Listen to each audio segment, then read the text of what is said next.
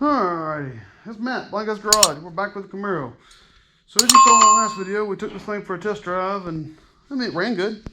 It's got some steering issues that we're working out. As you can tell, it's up in the air. But at current, what we have is I'm working on a power steering line.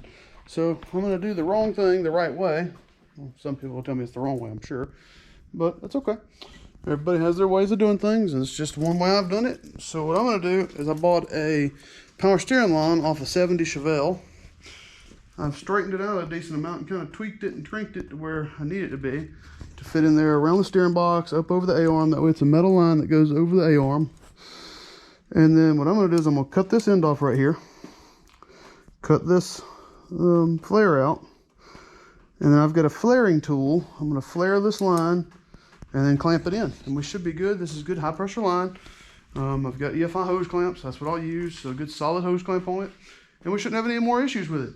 As far as what the issues were under here, it has a bad pitman arm, and it's probably going to keep the bad pitman arm because I called the local part stores, and they're wanting like 180 to 200 bucks for that thing. So we'll order it online and we'll get it in. It won't be today though. I know y'all hadn't had a chance to really see under here. Let me grab a light. As always, you know, blind guys don't need light. So I'm tripping over everything. We'll steal one of Bank's lights. He'll be glad to find out that I'm doing that. All right.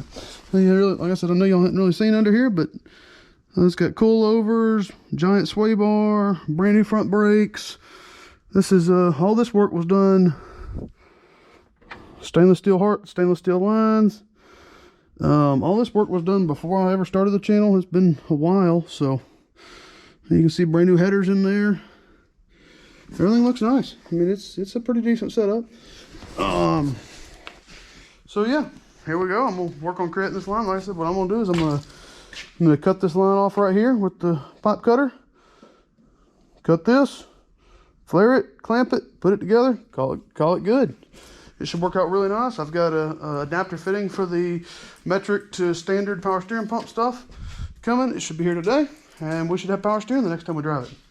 One more thing down the list. Later. All right, so we're back. So here we go. We got our line flared. It's not a very good flare, but it's going to do what we're wanting it to. All we want is a bump to keep, because the hose clamps will seal it off here on the side. And this just keeps it from building too much pressure, pushing it right off. So that covers that. And there's that. Also, while waiting on some other parts, we got the pitman arm in stock.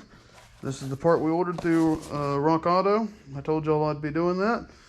There's the part number. There you go. And guess what? It's Moog. Not cheap Duralast or whatever. So that makes me happy. Even though I think Moog is now made in China or Japan or something. But either way, it may not be. It may be original stock. Who knows? So we're going to get this line put on the car, crank it up, check, put some power steering fluid in it, and see what happens. Bring you back in a minute. All right, now we're back. So here's where we're at. I pulled the intake tube and just have moved it for the time being because when I put the belt on, I don't know if it's going to cause us interference issues or not right here. So here's our line. I'm waiting on the fitting, so we just get it stuck in here. It'll sit about right there. That's why I just kind of stuck it in so I could see what it looked like. Let's see if I can get it to sit back. There it goes. Sit back where it goes. Look down here. It actually looks okay. We'll grab a light. Again, grab the light. As you know, blind guys don't need light. So, there you go. So the high pressure line right here comes off right there, goes down, and then runs right down here with the low pressure line to the A-arm. Low pressure line is just ran right here. I'm leaving it a little long because we're still not 100% sure if this motor's staying here. As my plan, as a lot of y'all already know, is to put it in the wagon. So we'll see. If we end up not putting it in the wagon, we'll pull that line, cut it, make it the right length, but I want to be prepared for that. I don't want to keep buying lines every time I do anything. Yes, I still have the factory power steering line for it. So we're good. I didn't cut it up. I'll have it. So if I choose to put a smaller big block back in it, I try to keep all that around. Like if you look around the shop, there's a header right there for a big block. There's headers up there for a small block. There's headers right there for another style, for a LS up there. There's headers everywhere around here. So, well, that brings us back, keeps us an update. We'll get the power steering system finished up, and when we do, we'll bring you back. All right, it's Matt. We're back. So today, what I'm gonna do, oh yeah, we'll start with what's on my head. I bought this little headlight today, or a couple days ago, whatever, online. We're gonna test it, because I know a lot of times when it ends up dark in a video, I'm running, grabbing a light, whatnot. I don't know if I can deal with it on my head or not, we'll find out. But it's pretty bright, and let's see how it works out for y'all with what we're doing. So here we go. All right, so let's try this, and if we like the light, we'll go back to the regular light, but here we go. So we're currently working on this power steering system here. So we get a return line, it runs down right here, kind of runs around the A-arm. Yeah, it's a little long, I could cut it. Don't want to, because I'm not 100% sure this engine is staying in this car at this point. Next, get the high pressure line, it comes right here, straight down. It's a factory Chevelle line, we've cut, clipped, and hose clamped. Yeah, double hose clamp just to be sure, but we flared the line. Comes around right here up under the power steering pump, and we ordered this little fitting from Amazon. It's $20 frickin'. So, I mean, it's not real expensive, but it's stupid for what it is. So now, let's see how this is gonna look. So now, let me turn my light off. My head, yeah. So now, I'll bring you back in a minute. I'm gonna see what this looks like on camera, and if I don't like it, I'll make sure that I turn the light off before I turn you back to me. So bring you back. All right, so that's pretty funny. So I just watched that back for the first time, and I looked like that. I think it's that guy from X-Men or whatever with the laser eye looking thing. So yeah, that was pretty enjoyable. It's not that bad, but you sure can't see my face. Of course, you don't want to see my face anyway. So what's it really matter, right? Yeah, I'll try not to turn the camera towards it like that because yeah, it's pretty bright. But and yeah, that was actually the first time I've looked in the camera that way. So there you go. Get to be first with me there. So there we go. Let's turn my light back on for you. We've got her set in. Little power steering pump fitting here. It's should have an O-ring on it, and make sure it still has the O-ring on it. Yep. It's just got a simple O-ring. I wiped a little oil on it with the oiler.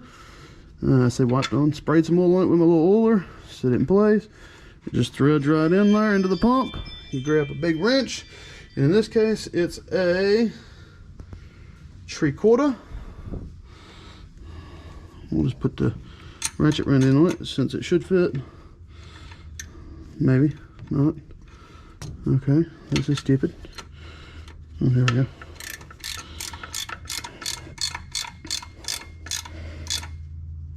And there it is. It's nice and tight.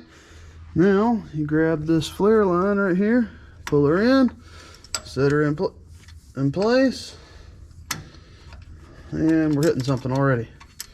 So we haven't made it in here yet, and we're already hitting stuff. So I'll see what we're hitting on. I just need both hands. I can't hold the camera, and we'll be able to see what was going on. I'll bring you right back. And we're also going to install these cheap subframe connectors I've had laying around for a while, and they're pretty cheap, but yeah, just old box metal, probably 1/8 inch. I bet they're not even 1/8 inch, 16-inch steel. I mean, they're just cheap box metal, but I think they'll do everything we need them to, just to stiffen it up just a hair. But mainly I need them for adding a little strength in. Not so much for strength though. I'm going to use them to hang the exhaust under, because I'm planning on doing a racy-ish exhaust, and I want something to hang it from without drilling holes in the bottom of the car. So we're going to put those on and do that, and hopefully get this thing out for a drive. So I'll bring it back once we do something. All right. So here we are. We're back. We're headed into the car. I'm going to try to find a good place for the camera to kind of show you what's going on, but I'm going to start just by giving you a walk around. If you've done these, they're extremely simple, except for the fact you might have a couple bolts you have to fight with. So that's what my problem was just a second ago. So let's go under. All right.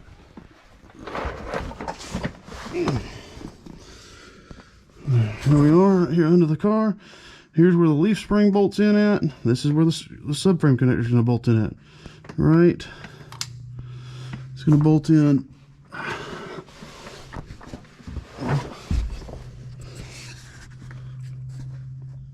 All right, here's where the leaf spring bolts in. Right here's the leaf spring. There's a bolt hole right here. That's where you're going to bolt your subframe connector in. And there's another bolt hole right here. Also where you're going to bolt your subframe connector in. And in my case, this bolt right here had been out before and broke the little retaining clip that holds it inside the frame.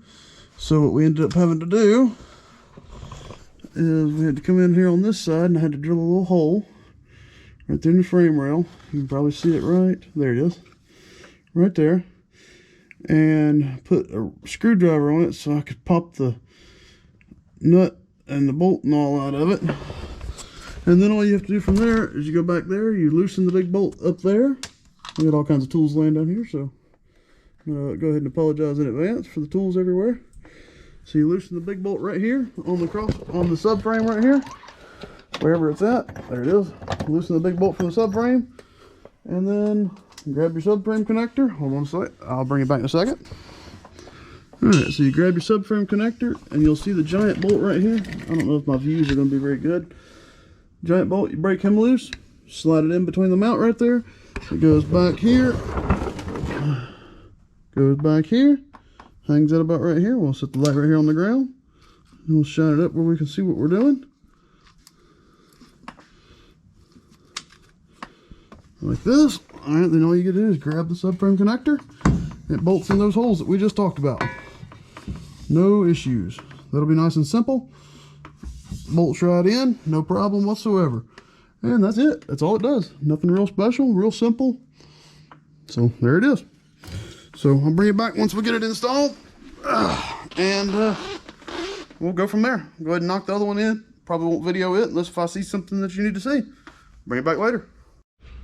Alright, well, a little bit later, after fighting some jacked up bolts, we got the car sitting back on the ground again. Subframe connectors installed. We had to drill a couple bolts out. They just mount right up here in the upper frame rail, all the way back to here, real nice and simple. These mount with 2 bolts at the back and the one frame bolt, the body bolt at the front. And then on the other side, you get the same thing. 2 bolts in the back, 1 frame bolt in the front. They're, like I said before, they're just a cheap subframe connector that I've had forever. I don't even know where I got them from. So here we go. Same thing on this side. There's a socket under there. Subframe connector mounted right here. Then you go to the front. It mounts with a frame bolt up there. These were very simple, and we don't race this car. I just wanted to add a little strength into the frame, and honestly, I have. I'm gonna probably use those to help hang the exhaust and all. So that'll cover that, and we'll see what we do next. Bring it back. All right. Well, here we are. So we've got subframe connectors installed. We did the power steering. Did an eyelet arm and pitman arm. You didn't see that. I didn't video that, but we did. So here she is.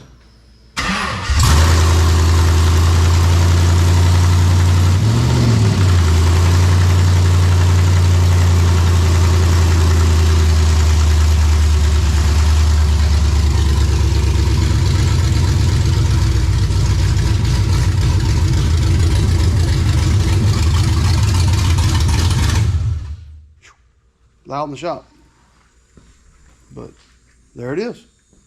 It runs, it lives. So bring it back. All right, well, I guess for the time being, I really ain't got nothing else I can do. I'm waiting on parts. So I guess we'll finish this one up here, and the next time we bring this car back, so either another good test drive or probably after it goes to the exhaust shop. I was going to build the exhaust system myself, but I'm a little slow, and I got a buddy of mine that does exhaust, and he'll take care of it and knock it out for me in a short time. So I'll probably be a few days from now, but that's it.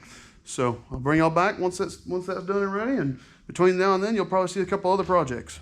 So later.